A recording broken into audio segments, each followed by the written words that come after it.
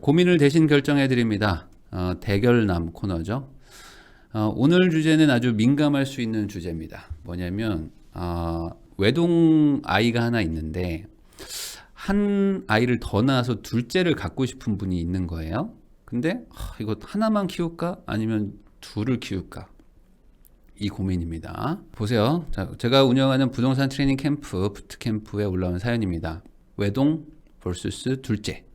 안녕하세요. 저는 30대 초반 여자입니다. 현재 전업주부고요. 14개월 된 아들이 있습니다. 축하드립니다. 저는 전문대 졸업하고 대기업에서 5년 정도 근무했습니다. 그럼 지금 그만두신 건가? 남편은 현재 대기업 재직 중이에요. 나이는 30대 후반입니다. 요즘 들어 둘째를 낳아야 하는가, 외동으로 끝낼 것인가 고민이 많습니다. 주위에서는 터울만이 한지게 빨리 하나 더 낳으라 그러고, 부자분들은 아이를 하나만 낳으신 분들이 많더라고요. 육아는 힘들고 아기는 이쁘긴 하고, 근데 전 하고 싶은 게 많은데 어찌해야 되나 고민이에요. 자녀 여럿을 낳으면 다복하고 형제들 서로 아웅다웅하고 나중에 든든할 건 알지만 제가 포기해야 되는 시간과 양육 비용이 걸림돌이에요.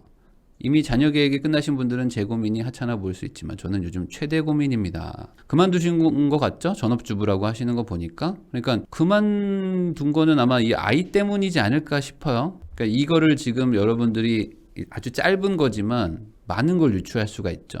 그래서 정리를 하면은 둘째를 낳고 싶은 마음이 있는데, 그러면은 내 시간도 많이 들어가고 양육비도 많이 들어가겠죠. 그리고 이제 육아가 절대로 그냥 만만한 게 아니기 때문에 힘들죠. 그리고 부자들은 뭐 하나만 낳아서 기르더라고요 라는 거를 어디선가 봤다. 그리고 주변에서는 터울 많이 지면은 괜히 또 고생하니까 이왕 고생하는 거 한 번에 끝내라는 거죠. 그러니까 그 해병대가 있어요. 해병대를 가면은 육군보다 2개월 짧습니다. 그래서 해병대를 차라리 가라 이거예요. 연년생이나 2살 터울로 나라 이거지. 왜냐면 그 2달 짧아서 나와서 사회생활 하는 게 낫다. 어차피 고생하는 거 뭐하러 이렇게 오래 해. 빨리 나오지. 뭐 이런 거죠. 그러니까 고생할 거 빨리 중복으로 중첩되게 고생하라는 따뜻한 조언. 그리고 예쁜 아이가 주는 행복이 있다. 그리고 다복한 가정을 보면은 좀 부러워요. 네. 그런데 여기에 대한 반응이 이런 게 많았어요. 뭐냐면 아니 그런 거는 자식을 키울 남편과 상의하세요. 남의 의견은 중요한 게 아니거든요. 근데 왜 여기다 물어봅니까? 그리고 이걸 남한테 묻는 게 제일 이해가 안 된다. 뭐 이런 사람들이 있어요. 그러니까 자녀 계획이라는 거는 그 부부가 결정할 일인데 이거를 왜 남한테 묻고 있냐? 라는 거죠. 근데 사실 저는 뭐 남한테 묻는 게 당연하다고 생각하거든요. 왜 그러냐면 내가 안 가본 길이니까. 이런 분들도 있어요. 그래서 저희도 진짜 고민이에요. 그래서 저희는 둘째 날까 첫째 날까 고민이에요. 저는 지금 외동딸 하나 있는데 이건 끝나지 않는 숙제입니다. 둘은 낳아야 될 것 같은데 저도 똑같은 고민 중이에요. 전 자녀 입장인데 2번을 선택했어요. 저는 지금 부모님보다 동생이 더 의지되고 편합니다. 부모님 돌아가시더라도 이 세상에 내 혈육이 있다는 거, 내 편이 있다는 게 좋아요. 동생을 낳아주신 부모님한테 감사합니다. 근데 바로 반박론 바로 들어오죠. 형제가 든든하다고요? 왼수되는 경우도 태반입니다. 그러니까 이건 다들 각자 어떤 가족의 어떤 모습에 따라서 첫째냐 둘째 이런 거를 뭐 고민하는 것 같아요. 그래서 막 의견이 어땠을 것 같아요? 아주 치열했습니다. 그래서 그냥 하나만 키우세요가 53%, 그래도 둘은 낳아야죠라는 게 47%다. 그러면 저의 의견은 뭘까? 오늘 주제는 이게 가불기입니다. 이 가불기가 뭐냐면 가드 불가한 기술이라는 거야. 옛날에 그 격투 게임 같은 거 하다 보면은 이 방어가 안 되는 무적의 기술이 하나 있습니다. 그래서 이건 절대 못 막아. 그래서 하나만 키우세요라고 해도 욕을 엄청 먹을 겁니다. 그리고 둘은 낳아야죠라고 하면은 또 욕을 엄청 해. 그래서 이거 둘 다 해도 욕 먹거든요. 그렇지만 그래도 저는 돈에 대한 얘기를 하고 투자에 대한 얘기를 하는 사람이라서 한 번은 욕을 먹어도 좀 다뤄야 되지 않을까 했던 주제여서 마침 골라봤습니다. 이걸 왜 남한테 묻냐라는 분들 많은데 저는 이거를 꼭 절대 부부끼리 결정하지 말라라고 말하고 싶어요. 이거는 부모님들한테도 물어보지 마세요. 부모님들은 무조건 낳으라고 하니까. 주변 사람들한테 물어봐야 된다고 생각합니다. 둘이서 그냥 섣불리 결정했다가 후회하는 경우도 많다. 그런데 물어보면 안 되는 데가 여기에요. 친구들 있죠. 그 동네 주민들 이야기 절대 듣지 마세요. 특히 친구 중에 2명 낳은 애들, 2명 낳은 애들이랑 동네 주민들 중에 2명 낳은 분들 있어요. 이런 분들 절대 물어보지 마세요. 왜냐면 이분들은 무조건 낳으라고 그래. 제가 한 100명을 봤다 그러면 거의 90, 한 7, 8명 정도가 낳으라고 합니다. 그리고 한 3명 정도가 저는 좀 후회해요. 너무 힘들었어요. 뭐 이런 정도거든요. 근데 대부분 낳은 분들은 왜냐면 애가 너무 이쁘니까. 애가 너무 이뻐요. 당연히. 그러니까 대부분 낳은 분들은 애들이 너무 이쁘니까 낳으라고 그래요. 애 낳으면 되게 좋다고. 거짓말은 아닙니다. 그래서 그 얘기만 듣고 또 낳으면 내가 후회할 수도 있는 거예요. 이거는 누구한테 물어봐야 되냐면 이 경제적인 조언을 해줄 수 있는 사람한테 물어봐야 된다. 그래서 뭐 제 말이 정답은 아니겠지만 저처럼 뭔가 좀 돈에 대한 얘기를 하는 사람들 있다면 그런 사람들한테 물어보는 거는 괜찮습니다. 그러니까 내 경제력을 판단해 줄 수 있는 사람. 저는 반대로 이렇게 생각을 해봐요. 뭐냐면 너무나 많은 사람들이 고민을 안 하고 낳는다라고 저는 생각하거든요. 그러니까 둘 정도 낳아야죠라는 생각들을 갖고 있는 분들이 되게 많아요. 그러면은 왜 둘을 갖고 싶으세요라고 했을 때 명확하게 설명을 못 합니다. 그냥 둘은 낳아야 되는 거 아닌가? 그리고 그래도 좀 형제 자매가 있으면 좋은 거 아닌가요? 라는 정도죠. 그러면 그게 왜 좋은 건데요? 라고 하면은 거기까지는 생각을 잘 못하는 분들도 많습니다. 그냥 낳아야 되는 거 아닌가? 그러니까 이게 어찌 보면 약간의 어릴 때부터 계속 들어왔던 그런 이야기여가지고 그냥 과거의 기준으로 생각하는 걸 수도 있죠. 그래서 많은 분들이 진짜 이렇게 말한다니까요. 아니 그래도 애는 둘은 있어야지? 라고 물어봐. 그럼 제가 반대로 물어보고 싶어요. 아니 그럼 셋을 낳으세요. 그럼 셋 낳으라고 하면 또 안 낳아. 아니 애가 둘은 있어야 돼요. 둘이 놀면 되게 행복해해요. 아니 그러면 셋을 낳으면 더 행복하잖아요. 애들 셋이서 놀면 더 재밌죠. 그리고 넷을 낳으면 어때요? 훨씬 재밌겠죠. 2대2로 막 놀 수 있으니까 3대1로 놀 수도 있고. 애가 둘은 있어야죠라는 거에 대해서 논리적인 근거가 있느냐라고 했을 때 논리적인 근거는 사실 없어요. 애가 많다고 해서 좋은 것도 아니고 애가 적다고 해서 나쁜 것도 아닙니다. 그냥 아이는 아이 그 자체로 애가 좋은 거죠. 항상 저는 이런 얘기를 합니다. 애를 낳으려고 하시는 분들은 그냥 아이를 낳으면 되는 줄 알아요. 그런데 아이는 절대로 공짜로 크지 않습니다. 애는 태어나는 순간부터 1년에 한 7, 800만 원씩 들어간다고 생각하면 돼요. 아무리 적게 써도.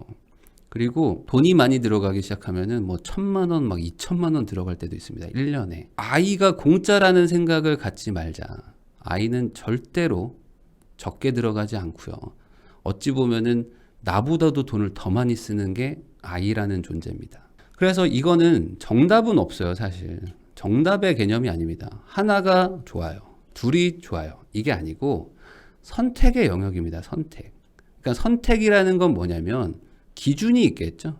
그 기준은 저는 절대적으로 경제력이라고 봅니다. 이 경제력은 여러 가지가 있는데 부모의 경제력도 있지만 조부모의 경제력도 있을 수가 있습니다.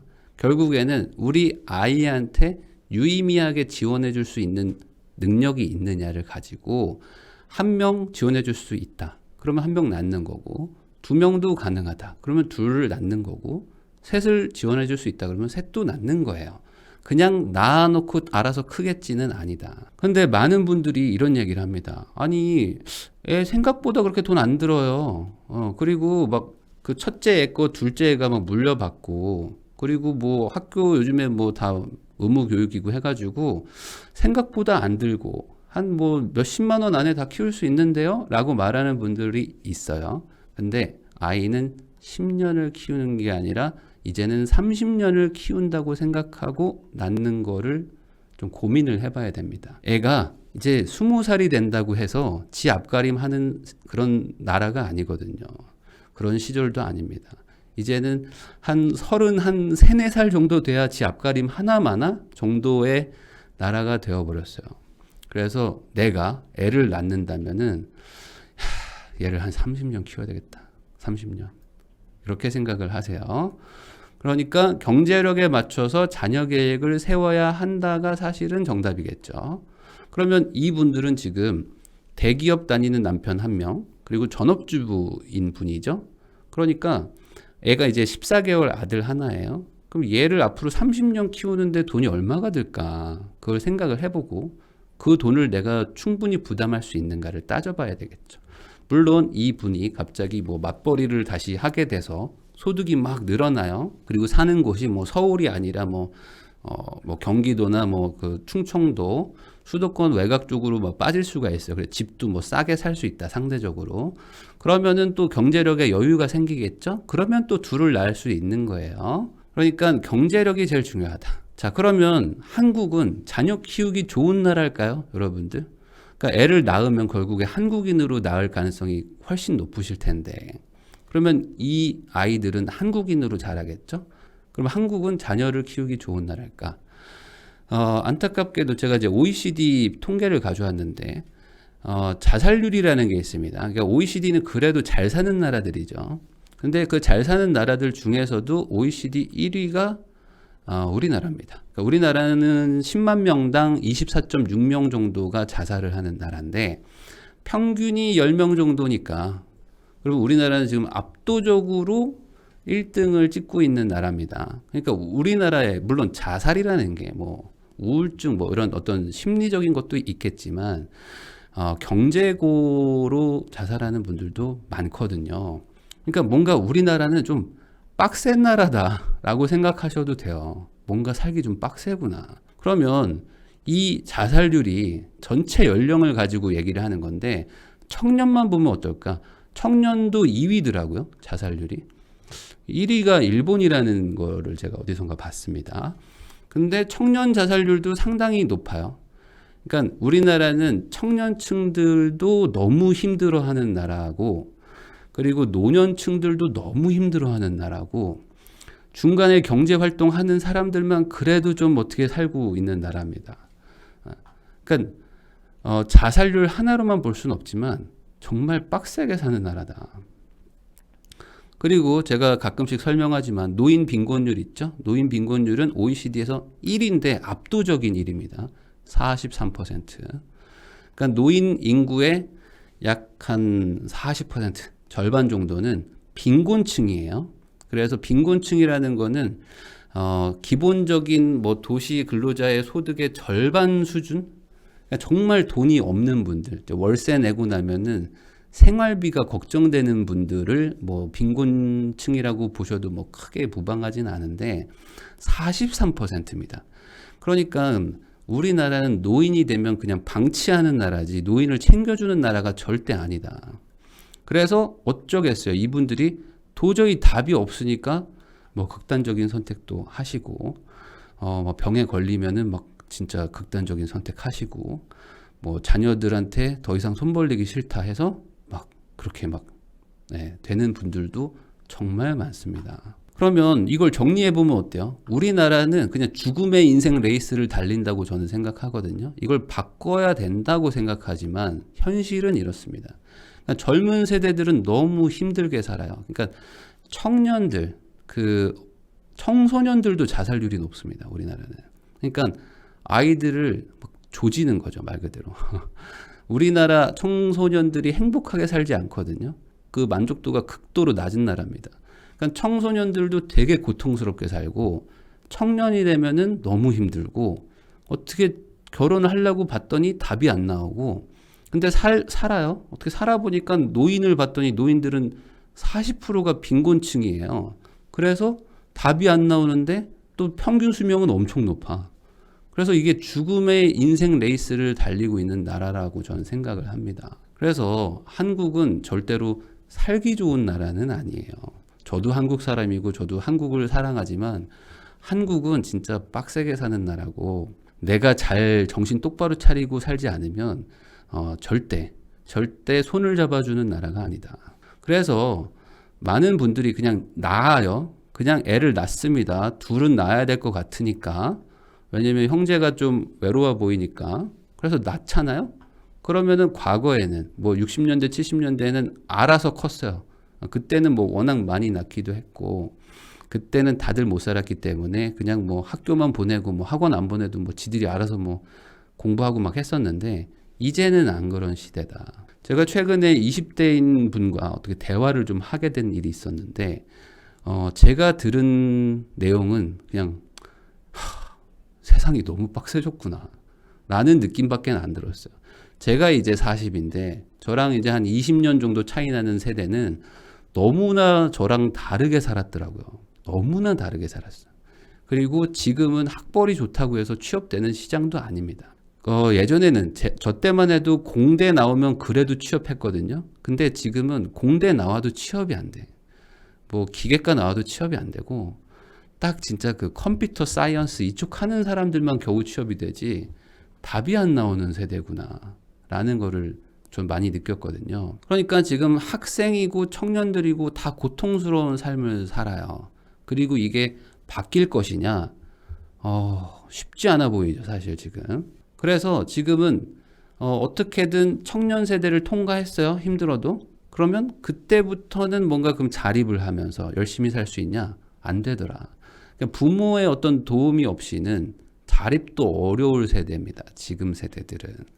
그러니까 부모가 도와줘야 좋은 학벌도 얻을 수 있고 그 학벌을 가지고도 취업이 잘 안 되기 때문에 부모가 또 도와줘야 되고 그리고 부모가 도와줘서 취업을 하고 뭐 어떻게 하더라도 이 인생 플랜이 서지가 않아요.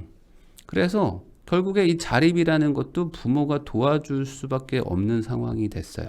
그래서 많은 분들이 지금 외동을 만약에 낳은 분들은 외동은 너무 외로워 보여요. 막 이렇게 말하는 분들이 많습니다. 특히 이제 애가 혼자 막 놀고 있으면 짠한 게 있잖아요, 사실.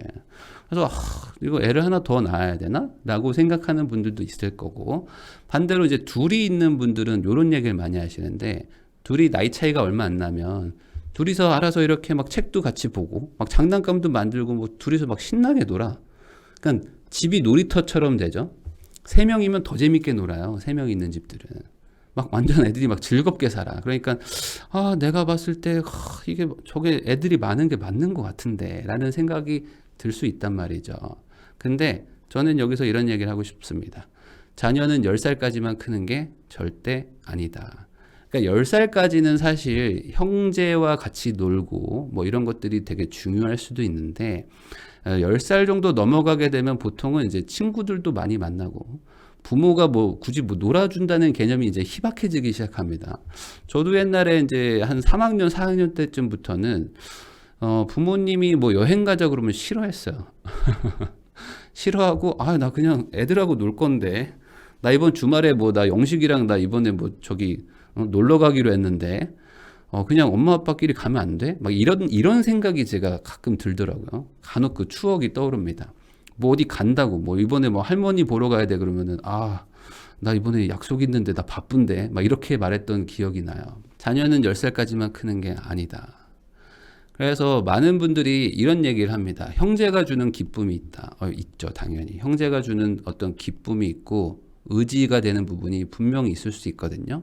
그래서 특히 뭐 어떤 그 방송이나 이런 데 보면은 형제 간의 우애가 돈독하고 이런 것들 보면은 우리 아이도 저렇게 키워야겠다 라고 생각을 하실 수 있는데 생각보다 우리 애를 잘못 키울 수도 있어 가지고 우리 형제가 또 막 엄청 싸워. 그리고 막 지지고 볶을 수도 있잖아요. 그리고 막 엄청 막 고생을 할 수도 있습니다.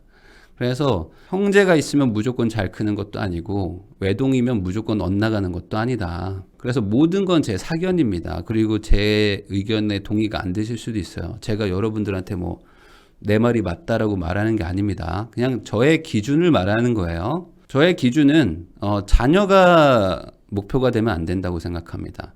그러니까 우리 부부가 더 중요한 거죠. 우리 부부가 행복하게 살자고 어찌 보면 자녀를 낳은 거지. 자녀를 위해서 내가 모든 것을 포기해야지만 되는 것은 아니다. 왜냐면 우리는 그냥 아무 목표 없이 그냥 애를 많이 낳는 게 행복이에요. 이런 부부가 아니잖아요. 그런 분들도 있어요. 아이를 키우는 게 너무 행복한 분들은 애를 많이 낳는 게 좋지만 이분은 어때요, 지금? 육아는 힘들고 아기는 이쁘다. 당연히 애가 이쁘죠. 14개월이면은 막 보고 있으면 미칠 것 같죠. 너무 이쁘죠. 근데 저는 하고 싶은 게 많고 뭐 나중에 뭐 뭔가 다른 걸 하고 싶은 분이 많아요. 그러면 이런 분들은 애를 둘을 낳는 거를 고민은 해봐야 된다. 무슨 기준으로? 경제력을 기준으로. 그래서 부부의 노후도 지금 챙겨야 됩니다. 우리나라는 노후 빈곤율 높다고 그랬죠. 그러니까 지금 애 걱정할 때가 아니에요. 지금 우리 부부를 생각해봐요. 남편이 지금 대기업 다닌다고 노후 대비가 된 게 아니에요. 우리도 한 80살까지 살아야 돼. 우리도 한 85세까지 삽니다. 그리고 한 60 전에 은퇴하게 돼 있어요. 그럼 이 25년간 어떻게 살 건데? 이게 중요합니다, 지금. 25년 동안 어떻게 살 거냐. 그리고 그렇게 다 챙겨놓고 자녀한테는 뭐 네가 알아서 살아가 아니에요. 얘도 챙겨줘야 돼. 얘도 이것도 챙겨줄 게 많습니다, 지금. 한 30년 키워야 됩니다. 그래서 내 노후를 자녀한테 맡기지 않을 자신이 있는지부터 한번 생각을 해보세요. 이 둘째를 낳게 되면은 필연적으로 소득이 감소할 수밖에 없습니다. 왜냐하면 이제 한 아이를 좀 키워놓으면 한 10살, 12살 그때쯤부터는 엄마들이 그래도 조금 여유가 생기더라고요. 근데 둘째가 있으면 애가 또 키워야 되니까 이제 여유 시간이 계속 뒤로 밀리겠죠. 그러면 뭐 알바를 할 시간도 없는 거야. 뭐 아주 극단적으로 얘기하면. 그러니까 소득은 당연히 한 아이를 가질 때보다 소득의 감소는 일어날 수밖에 없죠. 그리고 지출은 당연히 증가합니다. 아이가 태어나면은 무조건 돈이 들어가게 돼 있어요. 근데 이렇게 말하는 분들도 많아요. 아니요, 생각보다 돈이 많이 안 들던데요. 진짜 금방 뭐 별로 돈도 안 드는데 애들이 알아서 컸어요. 그러면 제가 그런 분들한테 물어봐. 애가 몇 살이에요? 아, 저희 애는 10살, 6살입니다. 아, 그렇군요. 그럼 얘네들이 18살, 고2가 되면 얼마가 들어갈까요? 14살, 이제 막 중학생 되면 얼마 들어갈까요? 이거를 계산해 봤냐 이거죠. 요즘이 그렇게 어린 애기들은 돈이 안 들어갈 수 있는데 얘네들이 평생 10살에서 멈추는 게 아니기 때문에 엄마 나 학원 가야 돼. 그래? 너 뭐 학원 다니고 싶어? 뭐 어디 갈 건데? 나 수학하고 영어 다니고 싶은데? 그래? 학원비 얼마인데? 70만 원인데? 아, 그래. 엄마 나도 영어랑 나 수학 다니고 싶어. 나 과학도 하고 싶어. 아, 그래. 너 둘째 너는 뭐 얼마인데? 나는 다 합치면은 80만 원? 아, 그래. 알았어. 내줬어. 근데 그럼 28살, 24살에는 얼마가 들어갈까요? 그렇게 어떻게 키웠더니 엄마 나 결혼해야 되는데 너 얼마 모아놨어? 나 3천만 원. 근데 너 돈 어떻게 해서 결혼하게? 아, 저 영순이가 전셋집은 해오라는데 얼만데? 2억 5천. 왜 오빠만 해주려고 그래? 나도 해줘야지. 나도 지금 결혼할 건데. 그래? 너 돈 있니? 난 뭐 취업도 안 했는데 무슨 돈이야. 그래? 너 결혼할 거야? 해야지. 나 지금 남자친구랑 결혼할 건데 얼마 필요한데? 한 5천 원 있어야 되는 거 아니야? 내가 니네들을 왜 낳지? 이럴 수도 있다. 이런 분도 있어요. 둘째가 복덩이에요. 그래가지고 저는 오히려 사업이 잘 되더라고요.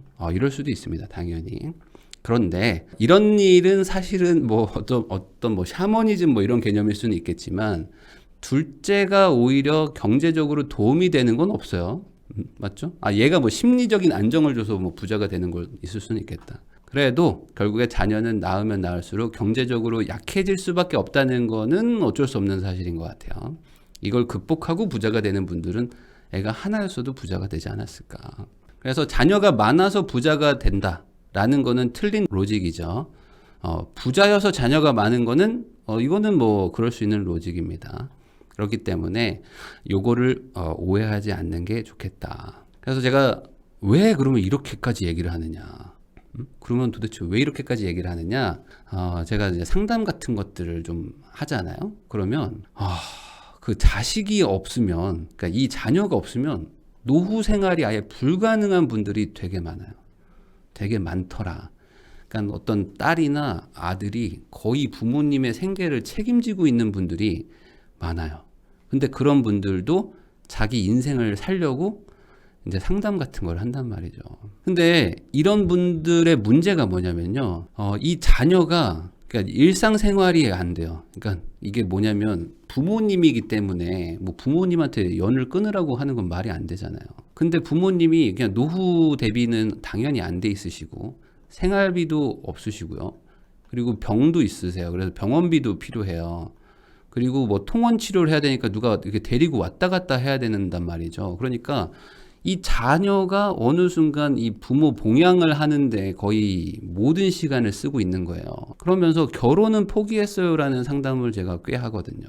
이분들이 나이가 젊은 게 아닙니다. 막 40대, 40대 후반, 막 50대 이런 분들도 부모님을 지금 챙기고 있는단 말이죠. 그래서 부모님 챙기느라 답이 안 나오는 분들도 많더라. 그러면 이게 다른 사람의 얘기일 수도 있지만 내 얘기가 될 수도 있거든요.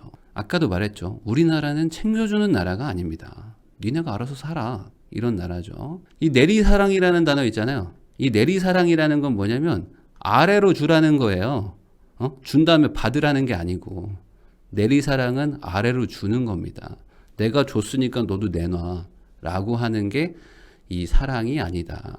그래서 어떤 분들은 저는요 무조건 애들한테는 기대 안 합니다. 저는 무조건 죽을 때까지 일할 거예요. 그래가지고 뭐 70이 되든 80이 되든 일해가지고 애들 신세 안 질 겁니다 라고 말하는 분들도 있었어요. 근데 그런 분들도 노후 대비가 완벽하게 돼 있으면은 그게 가능한데 안 그런 분들이 많습니다. 그러면 문제가 있죠. 이 병이라는 게 노후에는 오게 돼 있어요. 대부분. 그냥 무병장수로 사시는 분들도 많겠지만 아닌 분들도 많거든요.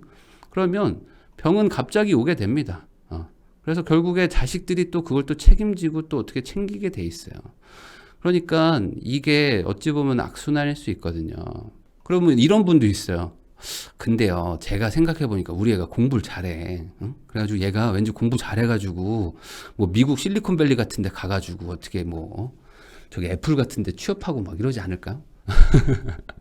애를 재테크로 생각하는 사람도 있더라. 애가 무슨 재테크 수단이야. 그래서 애를요, 제가 한 둘 낳으면 둘 중에 하나는 그래도 어떻게 터지지 않을까? 저는요, 골프 시켜보려고요. 막 이러는 분들도 있습니다. 나중에는요, 아마 지금보다 더 그냥 자기도 먹고 살기 힘든 세상이 오지 않을까?